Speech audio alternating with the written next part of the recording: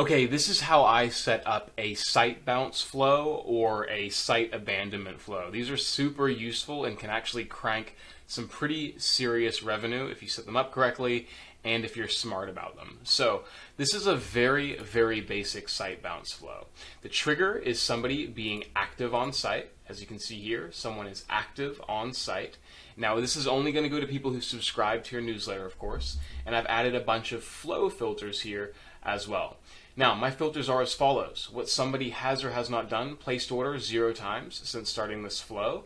What somebody has or has not done, viewed product 0 times since starting this flow. Checkout started. And if you have the metric, added to cart. I would add that if we had that metric here. And has not been in this flow in the last 24 days. I don't know if you can see that last condition there, because it might be a bit difficult, but it is here. Let me see if I can zoom out a little bit for you guys. Control, no, not going to work for me. There we go. There it is. Has not been in this flow in the last 24 days. Okay? Let me run you through the logic there. We have, well, first of all, there's no point in us talking to people if they've placed an order because we've already done the job there since starting the flow, right? We also have a browse abandon flow set up outside of this one. So we don't want the site abandonment flow talking to people when our browse abandon flow is working.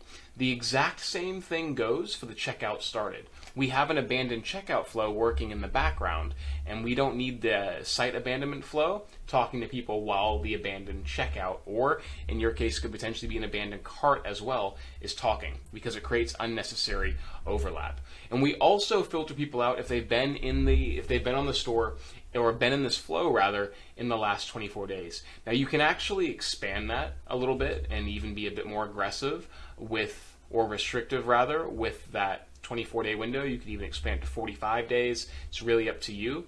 You just have to keep in mind that if you shorten this window, someone's going to be getting this same email quite a bit every time they go onto your website, which can be quite annoying and cause high unsubscribe rates.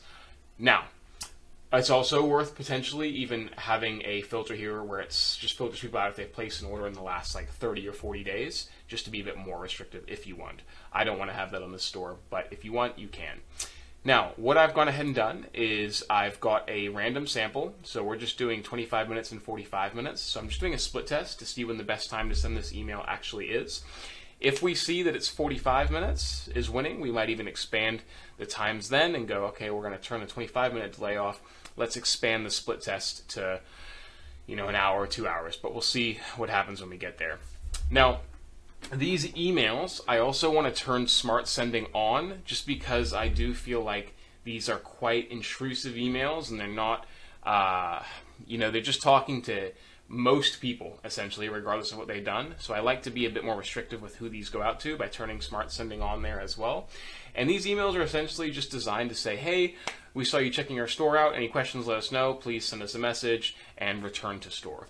These flows can work really well. I recommend having these, if you're on the fence about them, start by having the site bounce flow live during a sale period. For example, these flows are super useful when you guys have like a Black Friday sale on or just a regular sale that you're doing. Get those set up there. Those are super, super useful then.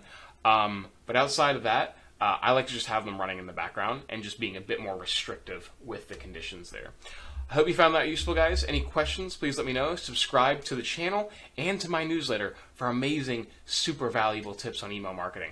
Thanks for watching, guys. Bye.